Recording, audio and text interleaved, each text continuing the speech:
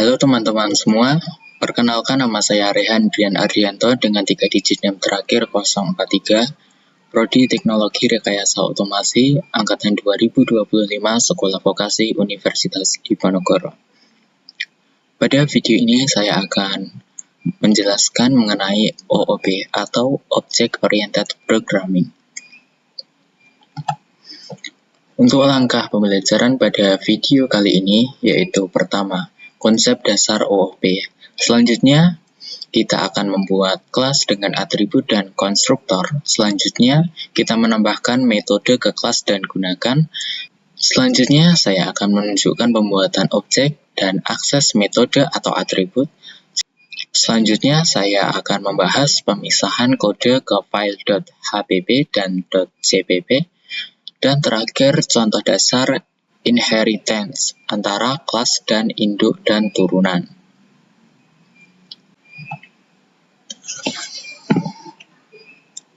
Sekarang kita bahas apa itu OOP.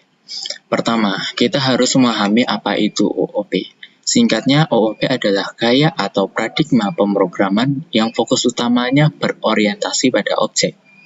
Jika dibandingkan dengan logika prosedural yang lebih mengandalkan fungsi dan logika urutan langkah, OOP memiliki pendekatan berbeda. OOP mengatur desain perangkat lunak di sekitar data atau objek itu sendiri. Di sini, objek bisa kita artikan sebagai bidang dua yang memiliki ciri khas atau atribut, serta perilaku yang unik. Jadi, kita melihat program sebagai kumpulan objek yang saling berinteraksi. Selanjutnya ada dua istilah yang paling sering muncul dalam OOP, yaitu kelas dan objek. Apa bedanya? Kelas bisa kita bayangkan sebagai cetakan dasar atau blueprint yang mendefinisikan atribut dan metode apa saja yang nantinya akan dimiliki oleh benda yang kita buat. Contoh sederhananya adalah sebuah rancangan mobil. Nah, sedangkan objek adalah bentuk nyatanya. Ini adalah hasil jadi dari cetakan kelas tadi. Objek sudah memiliki nilai yang spesifik. Kalau tadi kelasnya adalah rancangan mobil, maka objeknya adalah mobil Ferrari berwarna merah. Dalam OOP ada pilar-pilar utama yang membuat kode kita lebih rapi dan aman. Dua di antaranya adalah encapsulation dan inheritance. Encapsulation atau enkapsulasi adalah proses pemungkusan. Kita membungkus data dan metode menjadi satu kesatuan unit atau objek. Tujuannya adalah keamanan data, yaitu dengan membatasi akses langsung ke komponen tertentu agar tidak sembarangan diubah dari luar. Lalu inheritance, yang merupakan mekanisme di mana sebuah kelas baru bisa mewarisi sifat-sifat dan kemampuan dari kelas yang sudah ada. Ini sangat berguna agar kita tidak perlu menulis ulang kode yang sama, atau istilahnya reusability. Terakhir kita masuk ke dua konsep tingkat lanjut, yaitu polymorphisme dan abstraction. Polymorphisme berarti banyak bentuk. Ini adalah kemampuan di mana objek yang berbeda bisa diperlakukan seolah-olah sama, namun perilakunya tetap berbeda sesuai fungsinya. Prinsipnya adalah satu antarmuka banyak bentuk. Contoh mudahnya adalah tombol play. Tombol ini ada di aplikasi musik dan video, tapi cara kerjanya berbeda di masing-masing aplikasi tersebut. Selanjutnya, abstraction atau abstraksi, yaitu tentang penyederhanaan. Kita menyembunyikan detail rumit di belakang layar dan hanya menampilkan fungsi pentingnya saja kepada pengguna. Fokus utamanya adalah pada apa yang dilakukan sistem tersebut, bukan bagaimana cara rumit sistem itu bekerja. Sekarang, saya akan menjelaskan kelas robot dengan atribut dan konstruktor. Kelas robot ini dibuat untuk mempresentasikan sebuah robot secara digital, lengkap dengan data-data pentingnya. Pertama, ini memiliki atribut atau data anggota. Kelas ini memiliki 3 anggota atau atribut yang semuanya bersifat privat. Yang pertama terdapat string name lalu inversion number, lalu double internal temperature. String name untuk menyimpan nama dari robot seperti model atau sebutan spesifiknya, lalu inversion number untuk menyimpan nomor versi perangkat lunak atau perangkat keras robot berupa bilangan bulat. Selanjutnya double internal temperature untuk menyimpan suhu internal robot yang bisa berupa angka desimal. Sifat privat berarti data-data ini hanya bisa diakses dan diubah dari dalam kelas robot itu sendiri, menjaga agar data robot tetap aman dari perubahan yang tidak disengaja. Selanjutnya, konstruktor. Terdapat sebuah fungsi khusus yang disebut konstruktor yang bersifat publik, yaitu robot string name inversion number.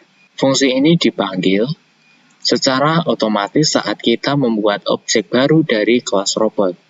Konstruksi ini memerlukan dua nilai saat dipanggil, yaitu nama berupa teks dan version number berupa bilangan bulat. Pada bagian setelah titik 2, kita menggunakan daftar inisialisasi. Ini adalah cara yang efisien untuk mengatur nilai awal pada atribut-atribut kelas. Name dan version number mengambil nilai yang kita berikan saat membuat objek dan mengaturnya ke atribut yang sesuai. Lalu internal temperature 30,0 mengatur nilai awal suhu internal robot menjadi 30 secara otomatis, tanpa perlu kita berikan nilainya saat memuat objek. Dengan konstruktor ini, setiap robot baru yang kita buat akan langsung memiliki nama, nomor versi, dan suhu awal yang sudah terdefinisi. Sekarang saya akan menjelaskan penambahan beberapa fungsi atau metode baru pada kelas robot untuk memberikan kemampuan bertindak. Saya akan membuat program ini menjadi komen, dan saya akan menghilangkan komen pada program ini. Di bagian publik kelas robot, kini kita memiliki 3 metode baru yang bisa dipanggil oleh objek robot, yaitu terdapat void say-hi. Fungsi ini bertugas membuat robot menyapa pengguna. Isinya adalah menampilkan pesan di layar, yaitu hello, my name is, diikuti dengan nama robot yang diambil dari atribut name dan diakhiri dengan ready to help. Selanjutnya terdapat void init hardware.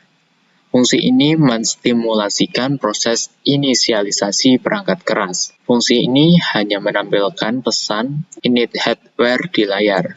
Selanjutnya terdapat void print info. Fungsi ini bertugas mencetak semua informasi penting mengenai robot.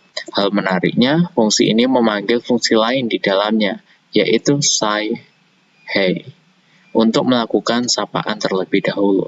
Setelah menyapa, fungsi akan mencetak version number dan suhu internal temperatur robot ke layar.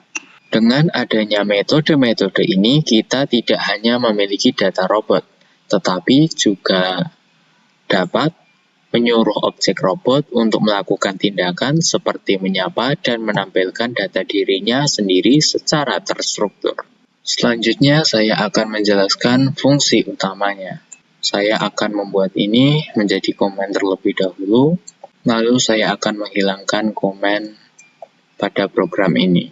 Sekarang saya akan menjelaskan bagaimana kelas robot yang telah kita buat digunakan dalam fungsi utama, yaitu fungsi main. Dalam fungsi main, kita membuat 2 objek yang merupakan perwujudan nyata dari kelas robot. Pertama, robot 1. Robot 1 dalam tanda petik R2 di 2,3. Kita membuat objek baru bernama robot 1. Saat membuatnya, kita langsung memanggil konstruktor dengan memberikan nilai nama R2 di 2 dan nomor versi 3. Lalu yang kedua, robot 2. Kita membuat objek kedua bernama robot 2. Objek ini diinisialisasi dengan nama CPP0 dengan nomor versi 1. Setiap objek ini yaitu robot 1 dan robot 2 sekarang memiliki salinan data dan fungsi mereka sendiri.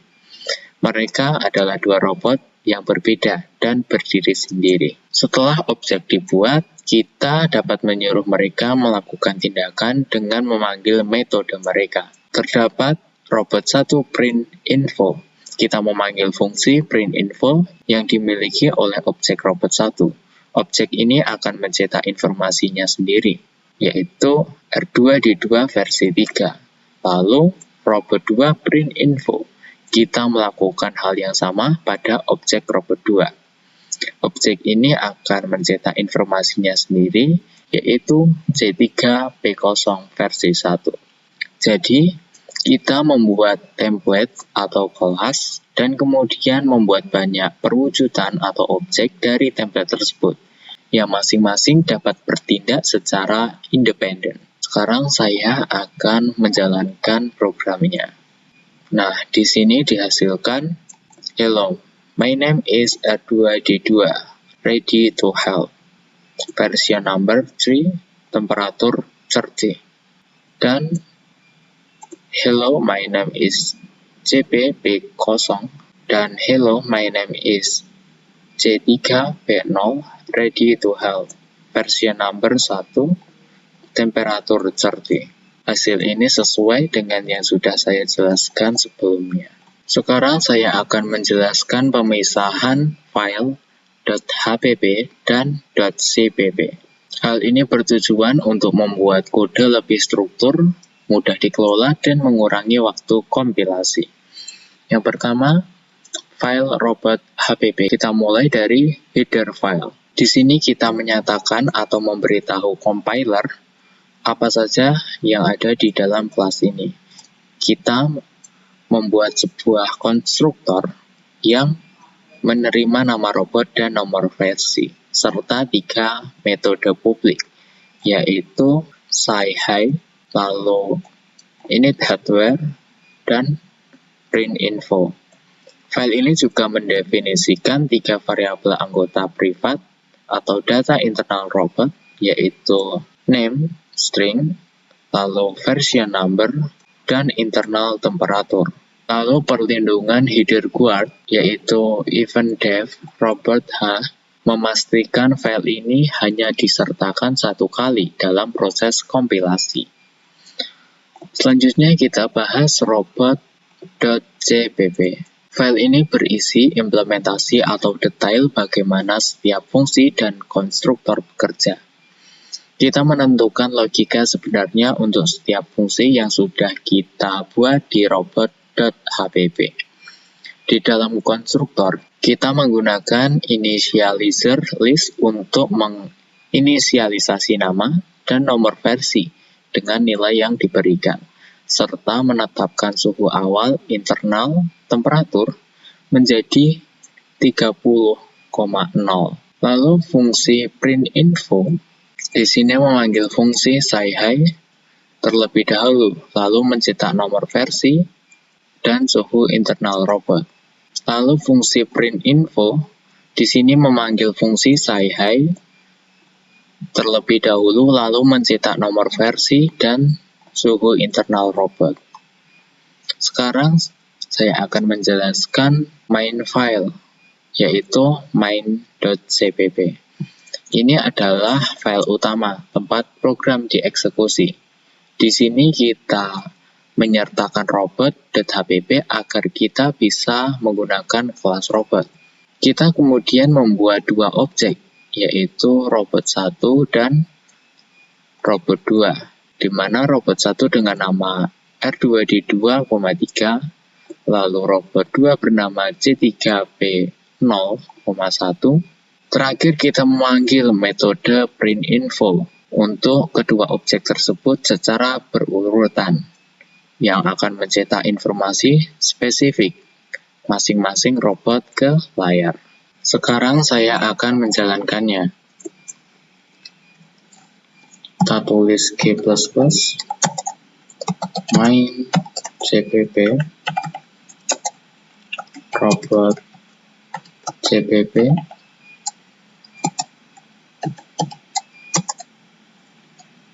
robot program.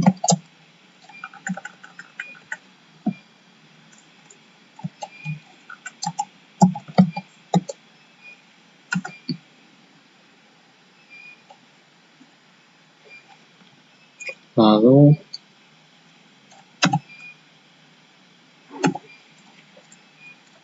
robot program. Nah, di sini ditampilkan hello, my name is R2D2 ready to help dengan versi number 3 dengan temperatur 30. Begitu juga dengan robot kedua. Jadi di sini kita sudah berhasil. Sekarang saya akan menjelaskan contoh dasar dari inheritance dalam program C++ menggunakan contoh sederhana. Kita di sini memiliki dua kelas, yaitu kelas induk dan kelas turunan. Kelas induk yang kita beri nama hewan dan kelas turunan yang kita beri nama kucing. Kelas hewan adalah kelas dasar yang memiliki sifat umum, yaitu memiliki nama dan usia, serta dapat melakukan aksi makan dan tampilkan informasi. Ini adalah hal-hal yang umumnya dimiliki oleh semua hewan. Kemudian kita membuat kelas kucing dengan menuliskan public hewan setelah nama kelas kucing. Kita menyatakan bahwa kelas kucing mewarisi semua sifat dan kemampuan publik dari kelas hewan. Ini berarti setiap objek kucing secara otomatis akan memiliki nama, usia, dan kemampuan makan tanpa perlu kita tulis ulang kodenya. Kelas kucing juga memiliki sifat atau kemampuan khusus miliknya sendiri. Misalnya variabel ras dan fungsi bersuara.